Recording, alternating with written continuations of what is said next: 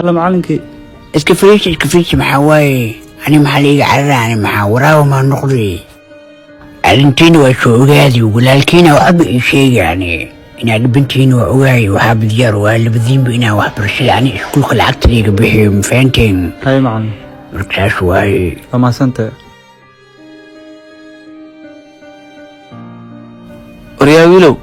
kaale ay sooda niyo gaariga cilaysan soo deg waaye ay maxaan ka qabanaa niyo aniga gaariga cilaysan ma fahminba berri un baanu ku imaanayaa olyada niga bedel haye walaal igu hadlay walaalka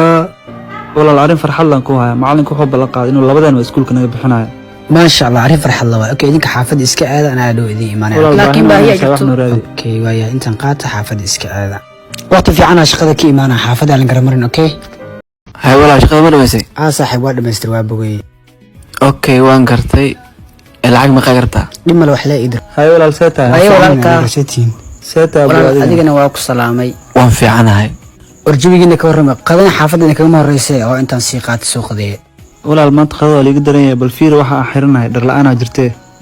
waa iska caadi abow waxaa sargarifaad wada dhasheen waxaan hadda wax weyn musiyan dadkaa daranaa jiray orodniyo xaafadda iska aad waan kuu diray ka fiirso ay walaal waa mahadsan tahay niyo waxaan ku weydiinayaa labadan wiil ee maalin kasta ku yimaada ee wax lacagta uun ku weydiiyey maxay yihiin saaxiib labadan wiil aniga ay la dhasheen anigun baan u shaqeeyo xaafad ma lahan miya aaway hooye aabo may wax xaafad ma lahan hooye aabo aniga oo wiilashaan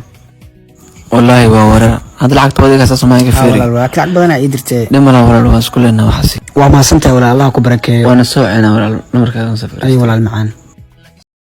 halo assalaamu calaykum walaal waa wiilkii maalinta aad gaariga u hagaajinaysay ee halkee joogtaa niyow inaan kula kulmaan rabe intaad rabtaan amaad igu imaatid haye waaye waan kusoo saaxib haye walaal seeta xaaladda ka waran waan fiicana walaal caafimaadkaada caafimaad ka waran alxamdulilah waan fiicana maasha allah maasha allah haye soo fariisay marka niyow horta halkan waxaan kugu wacay inaan arrimo kaala hadlo horta waxaan ogahay inaad nolol daciifa ku nooshiin waxaanse diyaar u ahay inaan nolosha garab idinka siiyo